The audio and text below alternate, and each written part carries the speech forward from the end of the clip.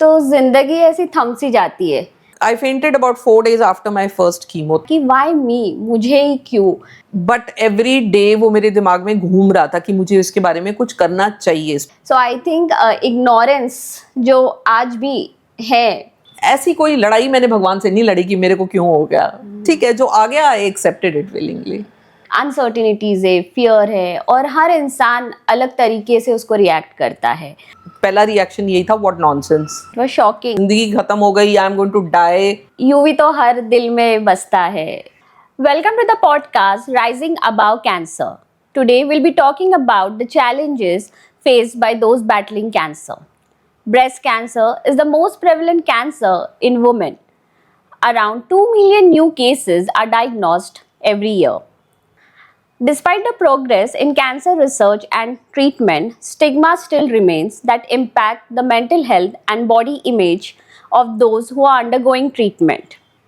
I am Dr. Terin Syed, the director of Rising India Research Foundation and center head of Center for Psycho-Oncology. Rising India Research Foundation is an NGO founded in year 2014 and has been tirelessly working for women empowerment and many other social initiatives. Recognizing the impact of cancer on mental health, Rising India Research Foundation partnered with Texas School of Mental Health and initiated the world's first Center for Psycho-Oncology, which focuses on the emotional and the psychological needs of the cancer patients, family members, and caregivers, thus bridging the gap between the medical and the psychological care. Rising Above Cancer is a cause that is very close to my heart, as I take pride in highlighting the resilience of a woman who supports another woman in the journey of darkness of those who are battling with cancer. किसी ने खूब कहा है, at any given point of time, you have the power to say that this is not the way my story will end. So today, on the occasion of International Women's Day, we have a very dynamic personality with us, a two-time breast cancer survivor who chose to redefine her story. It's an absolute honor for me to welcome Ms. Poonam Nanda, the founding member, trustee, and a chief mentor at UVCAN Foundation. She has spearheaded many initiatives like pediatric cancer and breast cancer program. She has strongly advocated for awareness and screening program. She is also the dean for student welfare at Shulini University. Thank you for joining us today for the podcast. So Poonam ji, when I was introducing you, the one word that caught my attention was dean. So आप एक strict dean हो या student friendly dean हो? मैं dean student welfare हूँ. So I can not be strict because dealing with students, you know, and आजकल के students के साथ डील करना is very difficult, you know, and very different from the kind of teachers we had and the kind of atmosphere we grew up in. So strict होना तो बहुत दूर की बात है, but otherwise also people find that I'm a very chilled out person. I have 2 grown-up children. I've seen what kind of problems they have faced while growing up. So I understand the kids a lot better, and so there's no strictness. Of course, I'm strict when it's required, but ऐसा कुछ नहीं है. मैं बहुत friendly person हूँ. And also fun-loving. Fun-loving, yes, Yeah, absolutely. So I got an opportunity to, work with you like in Bharati Vidyapeeth when UVCAN Foundation and Rising India Research Foundation both organized, Christmas Carnival in December. So that time I think I saw you enjoying with kids, making Santa. So yes, so I think that was beautiful. Yeah, thank you. Actually, I think my USP is that I'm able to interact with all ages. You know, right from 2-year-olds to 80-year-olds. मुझे किसी की भी company में बिठा दो. And when I was a kid myself, when छोटे time में, तो जब भी घर में कोई रिश्तेदार आता था तो my parents would make me sit in the drawing room कि I kind of had the gift of the gap कि किसी से कॉन्वर्सेशन करनी है तो पूनम को ड्राइंग रूम में बिठा दो. सो आई थिंक तभी से चली आ रही है ये. And you have good communication skills also. Thank you so much. Cancer, ये लफ्ज़ सुनते ही तो जिंदगी ऐसी थम सी जाती है. माना कि एक जीने की चाह ही ख़त्म हो जाती है. बट पूनम जी, आपकी जर्नी काफ़ी इंस्पायरिंग रही है. आपने 2 बैटल्स फाइट किए हैं एंड बहुत ब्रेवली फाइट किए हैं. तो थोड़ा सा आपकी जर्नी के बारे में हमें जानना था कि आपको कब रियलाइज हुआ वो साइंस एंड सिम्टम्स, और आप कब डॉक्टर के पास गए, and what were those thoughts running in your mind?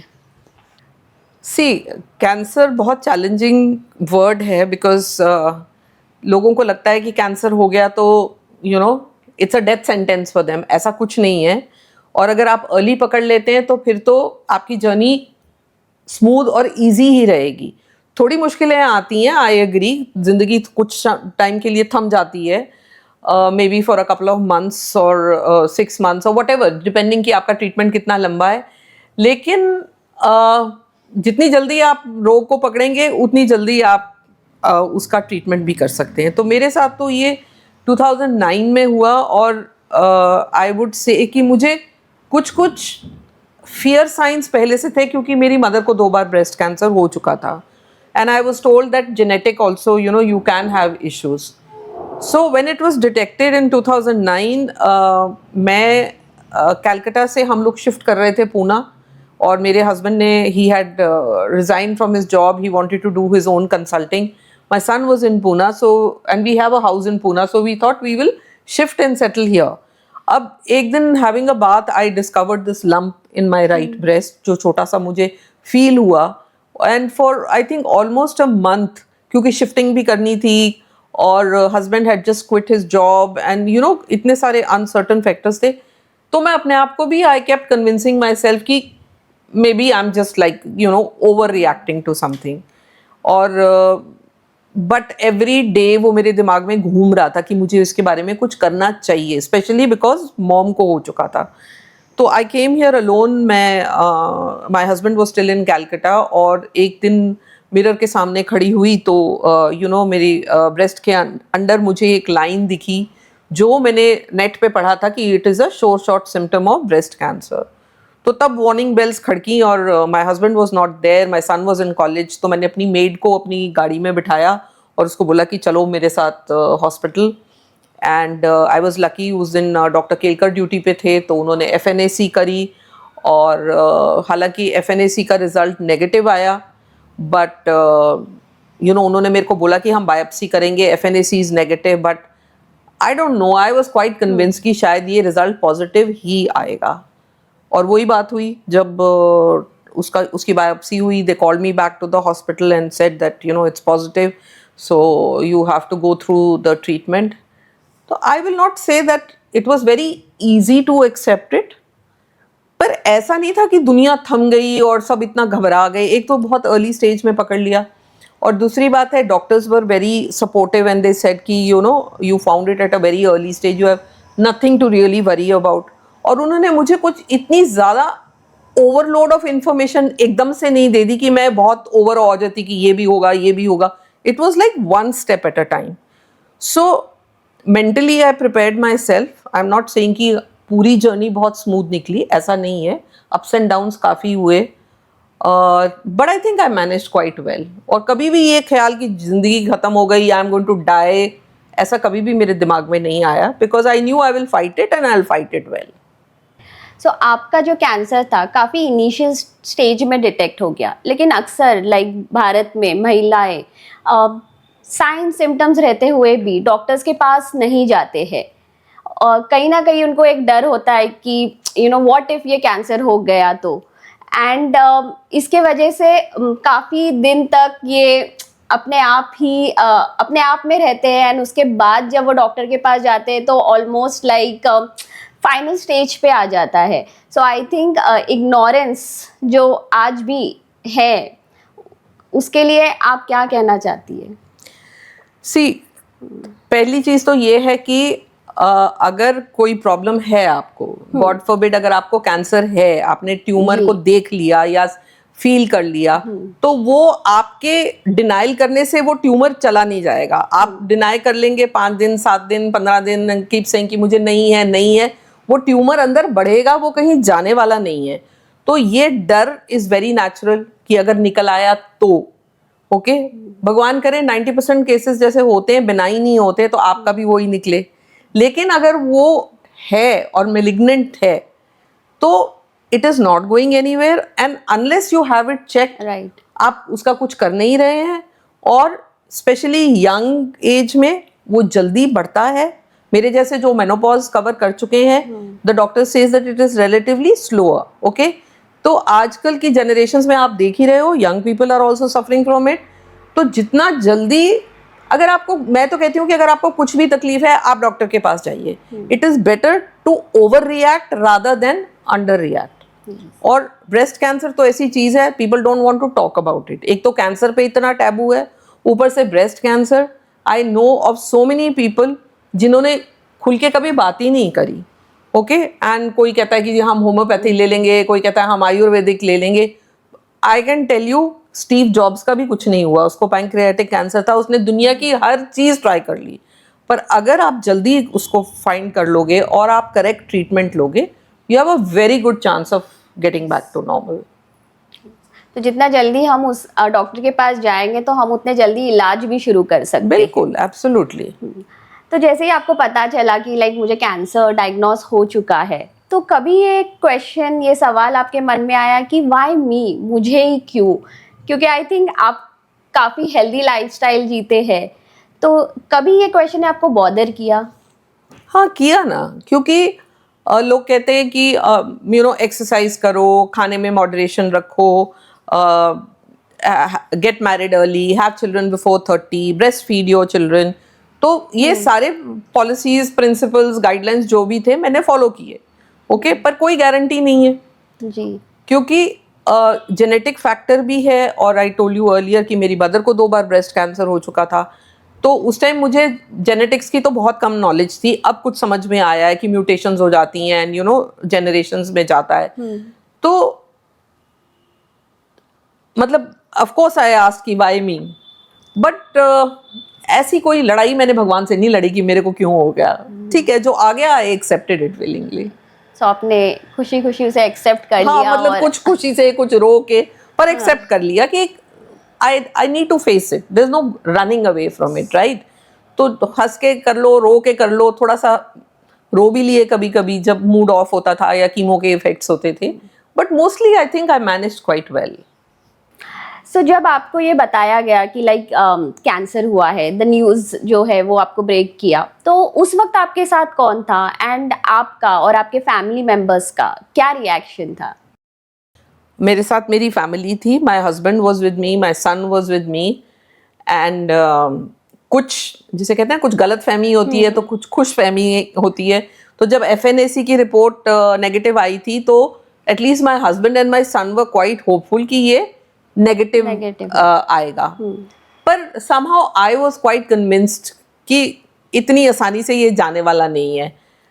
Maybe because of my mother or maybe because of that line I realized. तो मुझे जब उन्होंने बताया, एक तो डॉक्टर की शक्ल देख के ही, उनका एक्सप्रेशन देख के ही मैं पहले समझ गई थी. जब वो बाहर हमें मिले और उन्होंने कहा कि आप मेरे चैम्बर में आइए, I knew that it was not going to be good news. I think my family was more disturbed than I was. क्योंकि not just my family, मुझे लगता है कि जिस पे गुजर रही है उस पे तो गुजर रही है, वो टाइम निकाल लेगा. लेकिन उसके आसपास जो लोग होते हैं, sometimes I used to visualize कि सपोजिंग मेरी फैमिली में से कोई अंदर MRI या पेट स्कैन करा रहा होता और मैं अंदर बैठी वहाँ पे वेटिंग रूम में उनकी वेट कर रही होती, तो मेरे पे क्या गुजरती. आई थिंक अंदर टेस्ट कराना ज़्यादा आसान है, बाहर बैठ के वेट करना कि क्या रिजल्ट निकलेगा ज़्यादा मुश्किल है. सो कुछ काउंसलिंग सपोर्ट या कुछ आपको दिया गया था न्यूज़ ब्रेकिंग के बाद? नहीं, ऐसा कुछ नहीं था. And I really do wish कि ऐसा होता, बट ऐसा कुछ नहीं था. Of course my doctor was very patient. Both my doctors, doctor Kelkar and doctor Sachin जो दीनानाथ में हैं, दोनों बहुत ही बेहतरीन डॉक्टर्स हैं. बहुत ही अच्छा हॉस्पिटल है और बड़े आराम से बैठ के उन्होंने मुझे समझाया. लेकिन ऐसा नहीं था कि काउंसलिंग हुई. And luckily I found a lady through a common friend who had been through breast cancer just about a year before me. तो उनसे मेरी दोस्ती हो गई और उनके घर भी मैं 1-2 बार गई. वो उनके साथ जाके मैंने बाहर कॉफ़ी वगैरह भी पी. तो she was like a counselor, she was like a friend, a counselor, and she told me कि chemotherapy is not going to be easy. आपको side effects होंगे. Don't let anybody tell you that it's a breeze. It is not. तो क्या क्या चीज़ें मैं expect कर सकती थी स्पेशली मूड स्विंग्स के बारे Mood में. swings. She warned me कि there will be times when you will just want to sit and cry, and she told me that it's okay to cry. तो उससे मेरे को बहुत हिम्मत मिली कि ठीक है, you know, ये सब फीलिंग्स आएंगी, इमोशंस आएंगी. I was prepared for it. और जब वो सब मेरे पे हुआ तो मुझे लगा कि मैं कुछ मतलब पगला नहीं गई हूँ. ये सबके साथ होता है, क्योंकि शोभा जो मेरी फ्रेंड थी वो मेरे को सब कुछ बता चुकी थी उसके बारे में. Okay. So as we all know, like cancer is like a roller coaster of emotions. Like uncertainties है, fear है, और हर इंसान अलग तरीके से उसको रिएक्ट करता है. So कहीं ना कहीं काउंसलिंग सपोर्ट देना बहुत ज़रूरी होता है.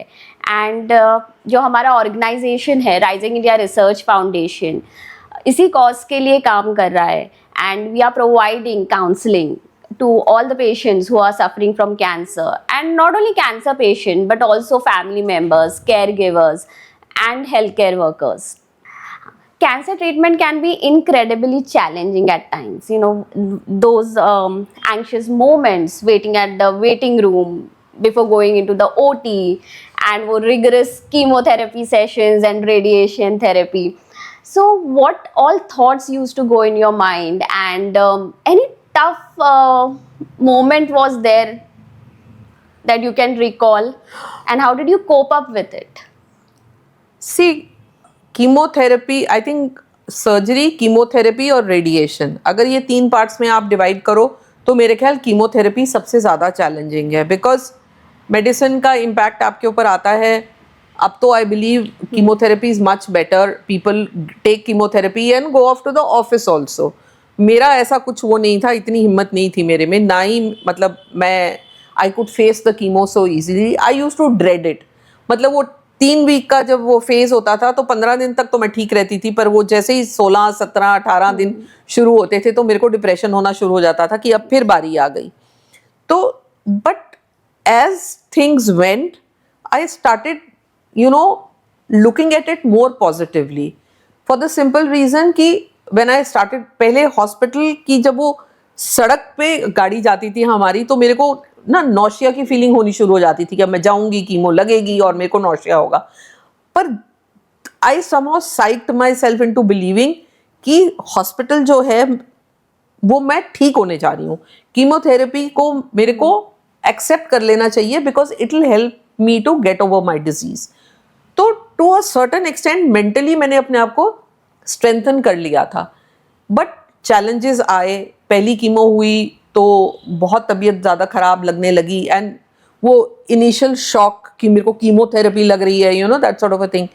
तो I fainted about 4 days after my first chemo. तो ऑब्वियसली घर वाले सब घबरा गए कि क्या हो गया, यू नो, दे टेंशन में आ गए. खाना खा रही थी, आई जस्ट फेंटेड. तो they took me to the hospital. फिर डॉक्टर सचिन ने मेरे सब पैरामीटर्स वगैरह चेक किए. They put me in the emergency and everything was fine. तो डॉक्टर सचिन ने पूछा कि क्या मतलब, you know, everything is okay, why are you reacting like this.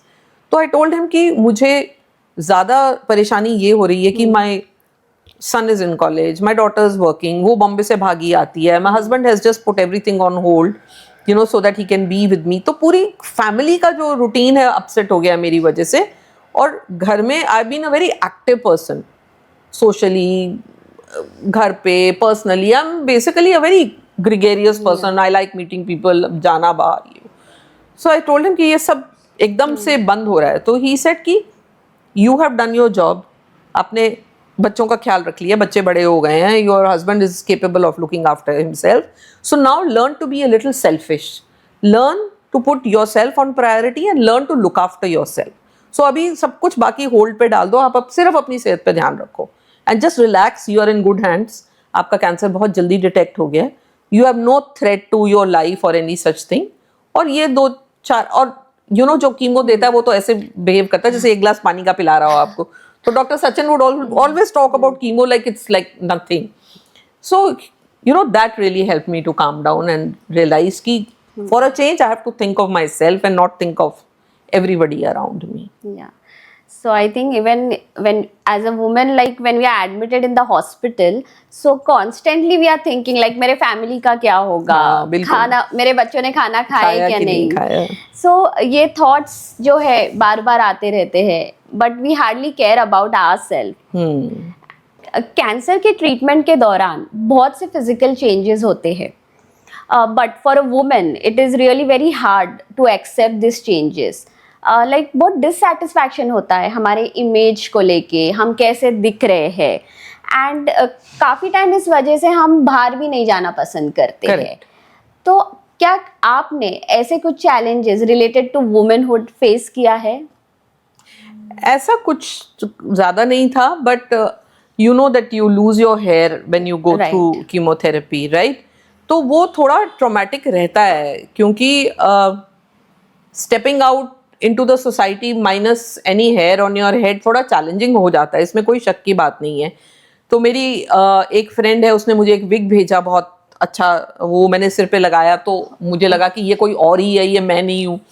तो I decided to drop the idea of wearing a wig, and then I found one black scarf जिसको मैंने deceptively ऐसे फोल्ड करके और पीछे एक जैसे जूड़ा सा बनाते ऐसे बना के वो मैं पहन लेती थी। I think it was more for my mental satisfaction. Everybody who saw me would know that you know it is not my hair और मैंने ऊपर से स्कार्फ बांधा हुआ है, maybe for my own satisfaction. और फिर क्या होता है कि जब कीमो चल रही है तो आपका फेस भी थोड़ा पफ अप हो जाता है, you know, you and then you, हाँ, सोलन लगता है, और ये आपके eyebrows also start thinning out थोड़ा। I mean thankfully I was already 50 something, तो इतना कुछ मुझे वो नहीं था कि मैं कैसी लग रही हूँ, क्या दिख रही हूँ। I was more worried about my health, but I didn't stop going out, and my family was in fact very very adamant that apart from those 4-5 days जब डॉक्टर ने कहा कि ज़्यादा आप मूवी थिएटर मत जाइए, कोई सब्जी मार्केट मत जाइए, बिकॉज आपकी इम्यूनिटी लो हो जाती है सेकेंड वीक में, तो उन दिनों I would stay at home, but otherwise movie देखना, इधर उधर घूमना, ये सब करना आई वॉज कंटिन्यूइंग। इनफैक्ट मेरा जब कीमो खत्म हुआ और रेडिएशन में जब 2 हफ्ते का वो था, तो मेरे को एक ट्रेनिंग प्रोग्राम का वो मिला था सिक्किम में। तो तब तक तो मैं जा नहीं पाई क्योंकि कीमोथेरेपी चल रही थी, लेकिन जब वो गैप आया तो मैंने अपने डॉक्टर से पूछा, उन्होंने बोला if you want to go you go. तो me and my husband we went to Gangtok for 2 weeks, और मैं सुबह जाके शाम तक आती थी। बहुत ठंड थी उस वक्त, वहाँ पर हीटर वीटर चाहिए होता था, तो but I manage pretty well. तो मतलब आई फील, और सेकेंड टाइम के बारे में आपको बताऊं तो जब सेकेंड टाइम हुआ तो मैं शुलनी आ चुकी थी, और जब स्टिचेस खुलने थे तो 2 स्टिचेस अभी भी रॉ थे, और they told me to wait, but I asked my doctor कि अगर आप परमिशन दें and I will be very careful, I promise you, तो मैं वापस यूनिवर्सिटी चली जाऊं, क्योंकि आई थॉट कि going back to work, getting myself busy, I would heal much faster, right, and he agreed. तो मैं यहाँ वापस आ गई, सोलन चली गई, और I started my work. And I think being with students, being with young people, and I was like given a hero's welcome कि ma'am वापस आ गई, you know, by my friends, faculty. My management was so supportive, and like, you know, I remember when my vice chancellor saw me, his eyes literally lit up, you know, कि पूनम वापस आ गई। तो मुझे इतना अच्छा लगा, and it went on, and so you know, going back to work and keeping myself busy, I think that is the best thing I did.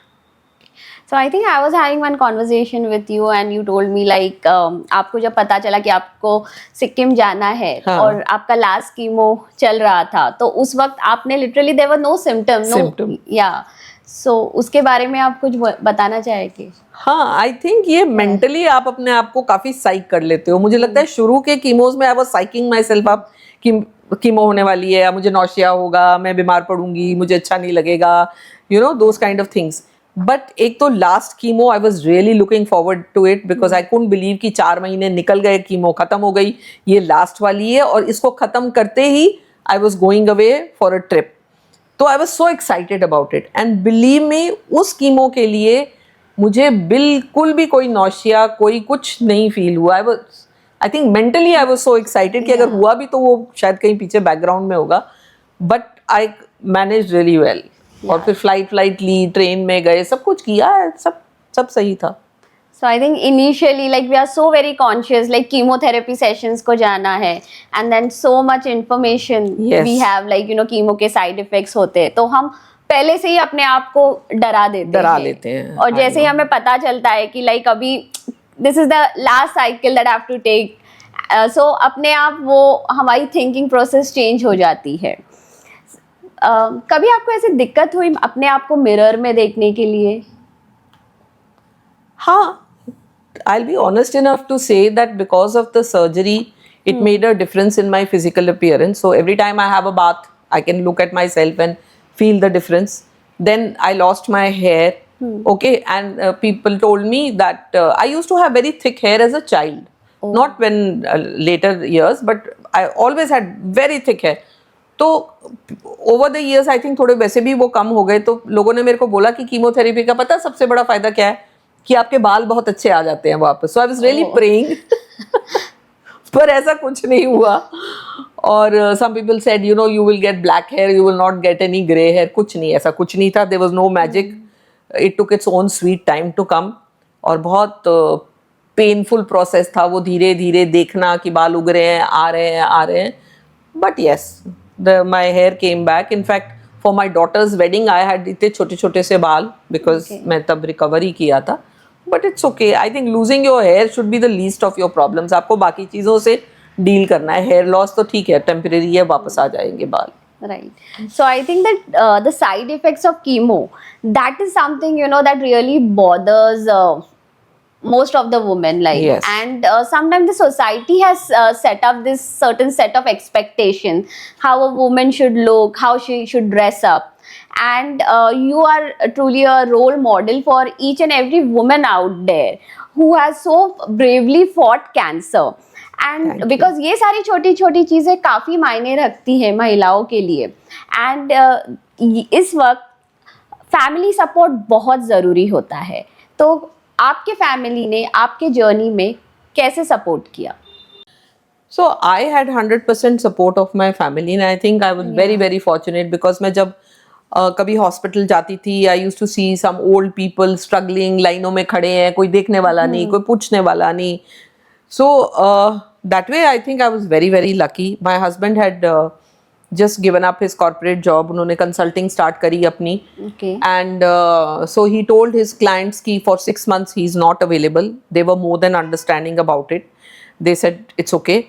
So he was with me 24/7 for every test, for every damn thing that I needed to do. He was there. And in fact, more than me, he was like 4 times more vocal, more participative in everything, doing research, finding out doctors, ये वो, मतलब सारी भागा दौड़ी उन्होंने की. My daughter had just started working in Bombay. So at the slightest opportunity, she would leave her work and come and spend time with me. My son was here only, he was in college. तो they all, कभी भी उन्होंने 2 minute के लिए भी, मतलब I never heard the family have a घुस-फुस talk कि mom को क्या हो गया या क्या problem आ गई या कुछ नहीं. We were very upfront about it, and my son would joke about it and make me laugh. वो wig जो मेरे लिए आया वो उसने पहन लिया और tried to play a guitar कि मैं rock star बन गया. और फिर finally my nephew was also living with us at that time. तो ये दोनों बच्चे मुझे हॉस्पिटल लेके जाया करते थे. तो इन दोनों ने अपने बाल शेव कर दिए कि भाई मॉम के गए हैं तो हम भी अपने शेव कर देते हैं. तो फिर मतलब हम 3 टकले थे घर में.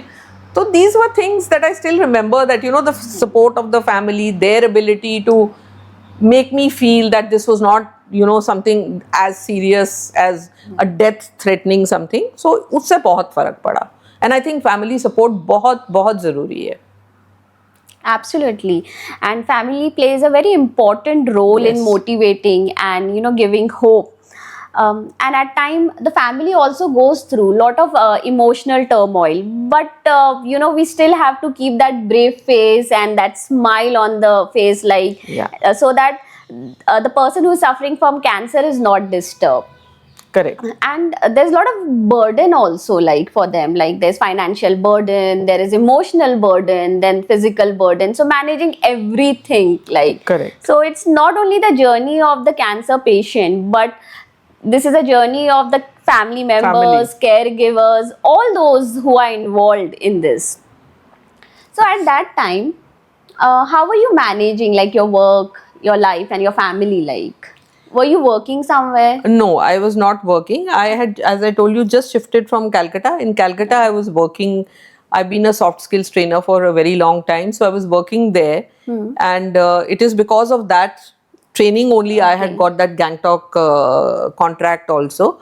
So I was not working, but I was making modules for the soft skills, for the communication skills, and sending it to those girls who were doing the training. So it was actually good कि कुछ मेरे पास था करने के लिए. And घर पे भी ऐसा कोई चैलेंज नहीं आया. I had a very good full-time help who's like a member of the family. She's been with us for 30 years. So she managed everything. She ensured कि वो 2 bottle पानी की पीनी है तो पीनी है. She would फटाओ the milk and make that chena with it, and ensure that I ate eggs, I ate paneer to have a high protein diet. So ऐसी कोई मेजर डिसरप्शन जैसे नॉर्मल फैमिलीज में आ जाती है, ऐसा कुछ नहीं था. We were quite sufficient and well equipped to deal with this. So that way I think touchwood I was quite fortunate कि family support was always there. Yes, available. definitely. So you had a period of 9 years where you were absolutely fine with no signs and symptoms. So that's what we call as a remission phase. Remission period. And so how was your life during that remission phase like? And वो डर कहीं ना कहीं था कि relapse हो सकता है? डर था, but I honestly did not expect कि वापस आ जाएगा सच में, बिकॉज अर्ली स्टेज पे था. Like breast cancer is easy to remove, so although I only had a lumpectomy, but लगा कि जैसे निकाल दिया. और फिर जब 5 साल कंप्लीट हो गए तो the doctor said that 5 years is the period that we have when we keep a watchful eye. 5 साल निकल जाते हैं तो समझो कि the cancer is gone, then you are as good as anybody else. तो I was quite confident, and when other people would talk about कि उसको फिर से उसके husband को फिर से वापस आ गया ये वो, तो I used to feel मेरा तो नहीं आया that kind of a feeling. So I think I was taught a lesson. And 9 years later it was back again, although the doctor said it had nothing to do with the first cancer. It was completely a different tumor. उसकी जो constituents थे वो बिल्कुल अलग थे. पहला वाला काफी aggressive था, जो सेकंड वाला था वो अग्रेसिव नहीं था. उसको डॉक्टर ने कहा it's a very well behaved tumour. तो मैंने बोला वेल बिहेव्ड लोगों के लिए well behaved tumour he deserve करते हैं. सो that way it was not so aggressive, and I found it very very early. मतलब उस स्टेज में जहाँ वो पैल्पेबल नहीं था, अभी कहीं अंदर it was sitting somewhere in tiny little thing. तो when she took it out I saw वो बिल्कुल जैसे एक बीज नहीं होता, उतने छोटे से बीज जैसे के साइज का था. So it was very tiny. Very tiny, yes, very very tiny. So I think 2018 में कैंसर ने फिर से आपको दस्तक दिया. जी. So your first diagnosis was at the age of 53 years, and then 9 years of remission, and then there was a relapse. So correct. I think you're approaching 70 years of your life. Yes, very much. Yeah. So Thank you for reminding me. So I think you're a perfect example of like age is just a number, because when I look at you, I must really appreciate you, like that you're so fit and you're glowing. So I want to know, like, what is that keeps you going? See, whatever you may say, cancer teaches you a lesson. It tells you that Absolutely. I can strike anyone at any time. You forget about me. I'm just an ordinary a person here. But you look at somebody like Yuvi, you look at somebody like Yuvraj, okay? You win the World Cup for your country. You're the man of the series. The world is at your feet. People think you are God. And just when you're thinking that you're God, somebody pulls the rug from under your feet and says, you're not God, okay? You're human and you have cancer. Right. So this is, a big lesson. And look, we have so many celebrities who've gone. There's Manisha Koirala, there is Mumtaz, so many people. Nutan died of breast cancer many, many years ago. Sonali Bendre. Sonali Bendre. I met her at an airport. And then, we were in touch for quite some time. She would answer all my messages. Very, very sweet lady. And she went through a very, very hard time with cancer. So, cancer doesn't, sort of वो ऊंच नीच गरीब अमीर वो कुछ नहीं देखता, वो किसी को भी स्ट्राइक कर सकता है. So and the second thing that keeps me going is I have a lovely job. one, I'm a trustee with Yuvraj Singh Foundation, so I'm able to do what I want to. That is mainly creating awareness in people, telling people that if you need to see a doctor, you need to see a doctor. Don't postpone it. I'm not saying I ran to the doctor at the first drop of a hat. I also shuffled around a month. अभी मेरा checkup due जब होता है तो भी मैं कोशिश करती हूँ कि अभी दिवाली निकल जाए, मुकुल का बर्थडे निकल जाए, बिकॉज वो सब उसी टाइम होता है, अक्टूबर नवंबर, कि ये सब खत्म हो जाए. उसके बाद अगर कोई बैड न्यूज है तो at least it will come after that. But the fact is that you need to act fast. And what today I am what I am because I feel that I've been given a second chance. So let me do something that will, even if I'm able to help one person in my life to get over something, I would say that, I've done a good job. In fact, last time when I went to the hospital, my doctor said, that lady sitting over there, unka chemo start hone wala hai, wo bahut upset hai, so please can you go and speak to her. So I went up to her. I didn't know who she was, where she came from. वो रोए जा रही थी वहाँ बैठी हुई. Very pretty girl, she sitting over there, she must be in her 40s. तो उससे बात करी, उसका नंबर लिया, उसके हस्बैंड का नंबर लिया, and then we got chatting. So she got so friendly with me. She started asking me questions कि ऐसे हो रहा है, अब ये हो रहा है, यहाँ इसके लिए कहाँ जाऊँ, ये कहाँ मिलेगा, वो कहाँ मिलेगा. सो I just felt very nice, a complete stranger, and I was able to sort of help her, give her some support. जो मुझे लगता है कि उस टाइम मेरे को मेरी एक किसी फ्रेंड जो मुझे मिल गई थी उसने दिया, तो मैंने उसको दिया. And then when she finished her treatment, we met for dosa, and then we celebrated कि चलो ट्रीटमेंट खत्म हो गया. I am still in touch with her. तो these are the things that actually keep me going. ऐसा कोई राज नहीं है, राज नहीं है ओके. यस, या कोई मंत्र नहीं है, कोई मंत्र नहीं है. खुश रहो और खुशियां बांटो. I think that is the only mantra in life that works. Yeah. So I think normally like what we do is that we always, as a woman, we keep ourselves second. It's like as I told earlier, like कि हम हमेशा family को पहले preference देते हैं, उनके needs के बारे में सोचते, बट वो सेल्फ केयर, सेल्फ लव के बारे में हम कभी सोचते ही नहीं है. सो अगर हमें कैंसर हुआ भी है तो हम फिर भी अच्छे से जी सकते हैं. बिल्कुल, हम अपना ख्याल रख सकते हैं. And it's not like how much you are living, but it is how you are living and creating those beautiful memories. Yes. So moving ahead, did cancer change your perspective towards life? Yes, as I said, I mean, no drastic change as such, but once I had cancer, I realized that it was a close shave with death, right? Everybody knows that कि अगर और 2-3 महीने में ना check करवाती, बढ़ जाता, I could have been in solid trouble. Okay, so I have realized that I have got an opportunity, a second chance in life. So live it well, and I have tried to be a nice person. I've tried to be a genuine person. Yes. And the thing is that where I teach in the university, I don't say I'm the least qualified probably. वहाँ सब PhD, postdocs हैं, एक मैं इकलौती शायद post graduate होंगी. But the rapport I'm able to build with my students, very few teachers can do, believe me. And my students love me for that. So मैंने ये सीखा है कि अगर आपने, if you want to be there for somebody, be there genuinely. वो सिर्फ दिखावा करने के लिए हम ये कर रहे हैं या हम social work कर रहे हैं.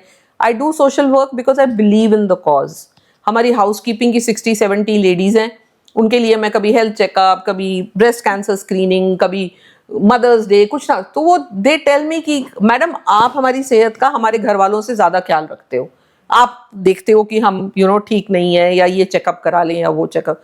सो these are the things that keep me going. If I feel कि छोटा सा भी एक difference if I am able to make, that's what I feel happy about.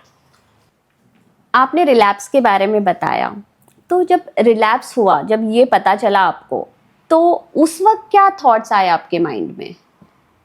ऐसा कुछ हुआ कि फिर से वो ही प्रोसेस से जाना पड़ेगा? यस, आया. और मतलब I was quite upset actually, because पहली बार जब हुआ था तो पता नहीं था कि क्या कुछ किन किन चीज़ों से गुजरना पड़ेगा. दूसरी बार पता था कि अगर अब आ गया तो फिर वही चीज़ें रिपीट होंगी, वही डॉक्टर्स विजिट्स, वही मैमोग्राम, वही पेट स्कैन, वही कीमोथेरेपी. सो उससे बहुत ज़्यादा I was very overwhelmed. But the saving grace was कि बहुत जल्दी पकड़ लिया. तो doctor said that may be the treatment this time will not be so intensive. और सबसे अच्छी बात हुई कि वो जो ट्यूमर था वो it was it responded well to hormonal medicines. तो जब डॉक्टर ने कहा कि सर्जरी के बाद यू डोंट नीड कीमो, तो that was the best news. मतलब मुझे अपना सेकेंड फेज कैंसर का बहुत कम परेशान करता है जब कभी मेमोरीज आती हैं, क्योंकि उसमें कीमो नहीं थी. It was surgery and then radiation. And bye then ये जुपिटर हॉस्पिटल खुल गया था बालेवाड़ी में, which is like 5 minutes from my house. तो that long drive to the hospital, waiting, coming back, वो एलिमेंट भी बहुत कम हो गया था. It saved your time. It saved a lot of time, lot of headache. और अपॉइंटमेंट होती थी तो ज़्यादा वेट भी नहीं करना पड़ता था. एंड इट वॉज बिकॉज 9 साल गुजर चुके थे, तो the equipment was also so much better, you know. Right. तो वो एक्सपीरियंस जो था वो बड़ी जल्दी और ठीक ठाक निकल गया. And I am just hoping कि that is the end of it. We all know that you're Yuvraj Singh's मासी, and यूवी तो हर दिल में बसता है. एवरी क्रिकेट लवर्स के मुंह पे सिर्फ युवराज का ही नाम होता है. सो जब आपको पता चला कि युवराज सिंह को कैंसर डायग्नोस हुआ है, तो आपका क्या रिएक्शन था, और क्या आपकी जर्नी, आपके एक्सपीरियंसेस युवराज के ट्रीटमेंट में या उनके कैंसर जर्नी में कुछ हेल्प किए? अपने टाइम में तो मैं डिनाइल में नहीं थी, लेकिन जब ये पता लगा कि यूवी को कैंसर है तो पहला रिएक्शन यही था, व्हाट नॉनसेंस टू बिलीव कि somebody so young, so healthy, so active, so fit, he can have cancer. It was, I mean, it's something that never came to our minds. It was shocking. It was very very shocking, very shocking. तो पहले तो कुछ time हम denial में ही थे, क्योंकि मेरी sister ने बताया कि कुछ वो ट्यूमर है, हम ट्राई कर रहे हैं, ऐसे कर ले वैसे कर ले. तो मतलब जब वो ये सब चीज़ें बता रही थी तो मुझे लग रहा था कि ऐसे ही, मतलब it's something that is there, but वो चला जाएगा.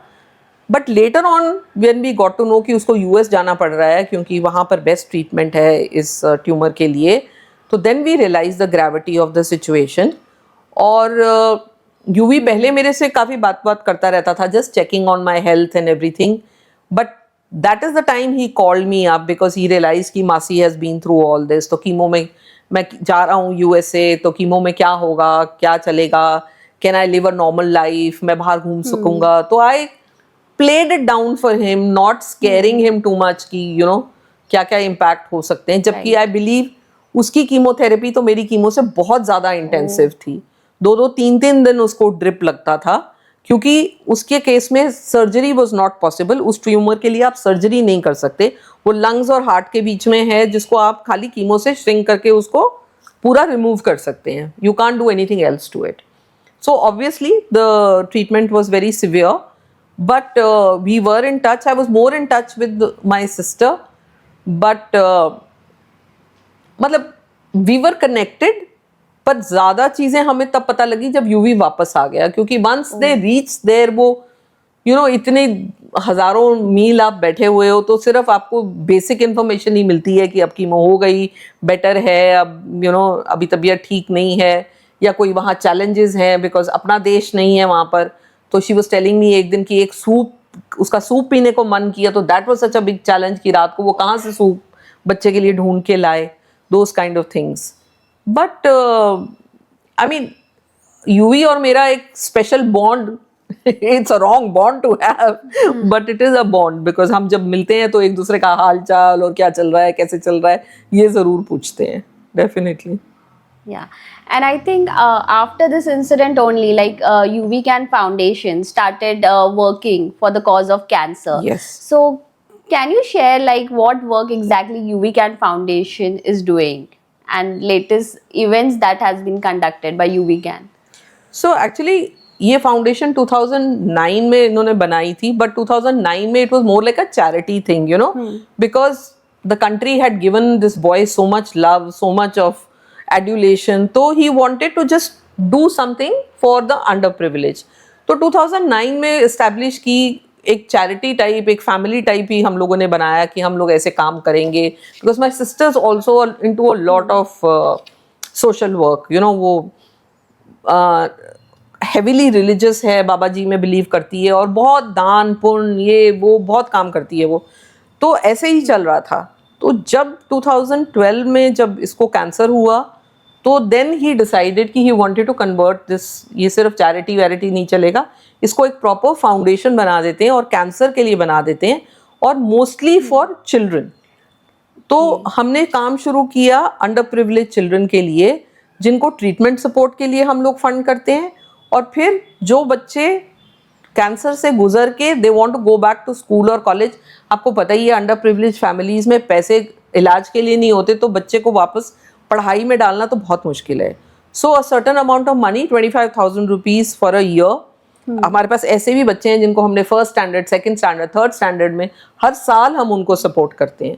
And then we also have some exigency fund की कोई इमरजेंसी हो गई, जैसे 2-3 दिन पहले एक लेडी सर्वाइकल कैंसर वाली थी, उसके पास पेट स्कैन कराने को पैसे नहीं थे, तो उसी वक्त हमने पैसे निकाल के उसको थमाए, उसको हॉस्पिटल पहुंचाया कि एटलीस्ट पेट स्कैन करा ले तो उसका ट्रीटमेंट शुरू हो जाए।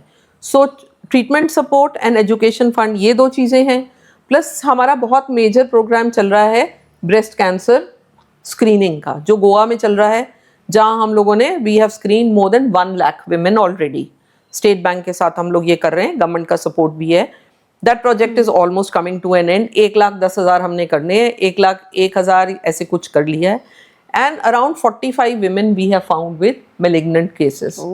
तो उनका पूरा ट्रीटमेंट, उनको मतलब from awareness to detection to operation to healing to setting them up again, पूरा का पूरा साइकिल जो है वो यूवी कैन फाउंडेशन कर रही है उनके लिए।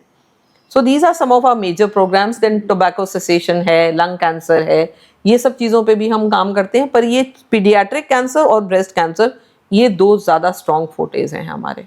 Okay, so UV Can Foundation is actually working a lot for cancer patients. Yes. Yeah. So how relevant you feel that mental well-being is important in cancer patient? I think it's very, very relevant. Your mental strength can give you a lot of energy and resilience to fight your Absolutely. physical problems. Because अगर आप mentally weak पड़ जाओगे तो अगर मुझे तो लगता है कि अगर वो डिजीज डेडली भी नहीं है तो भी वो डेडली हो जाएगी, because you tend to give up. So to have a healthy frame of mind, you yourself and the people around you. I remember when I was going through cancer, a friend of ours, मेरे husband के colleague थे वो they came to my house. तो पहली बात उन्होंने मेरे को बोला, अरे आपने अपने आप को क्या कर लिया. तो I got really upset with him, you know. I said, मैंने अपने आप को क्या कर लिया यार, तुम्हारे सामने I am absolutely hale and hearty. Then he tells me कि मैं तो बड़े डरते डरते आपके लिए white flowers लेके आया हूँ, तो आप तो अच्छे भले लग रहे हो मुझे. तो मैंने बोला कि मरी नहीं हूँ, अभी जिंदा हूँ, तो मतलब सफ़ेद फूल तुम you can put it on my dead body when I die. But right now there's no need to मतलब मातम मनाने की कोई ज़रूरत नहीं है. So just be there, fight it out and you'll be fine. और mental strength इस वक्त आपके लिए बहुत ज़रूरी है.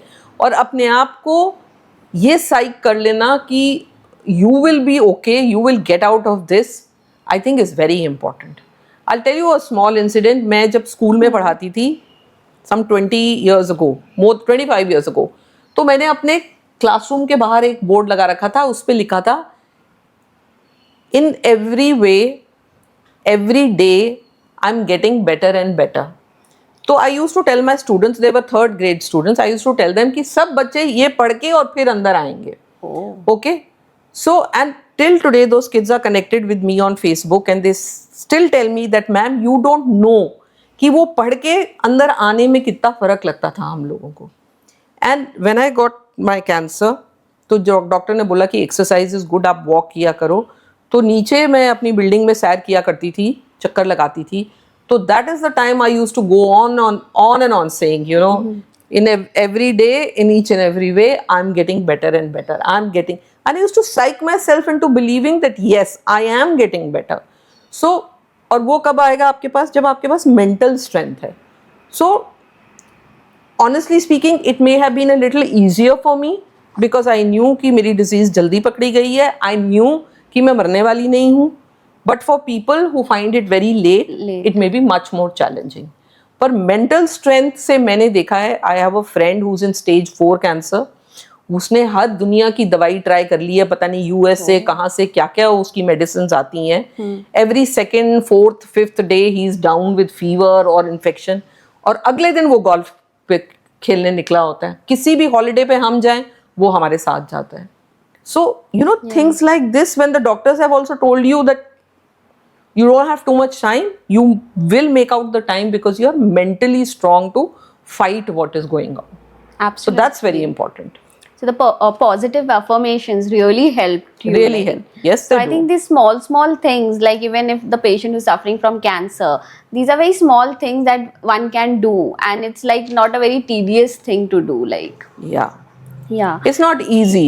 yeah, You know, having gone through all this a little bit many years ago, I may sort of be forgetting some of the difficult moments that I have gone through. For me, it may be relatively easy because I had medical insurance to take care of my expenses. I had a family that was, you know, strongly there for me every minute. I had access to great medical help, you know. So right. if I say that journey was not so challenging, it is because I had a lot of odds in my favor. But there may be hundreds and thousands and millions of people who do not have that.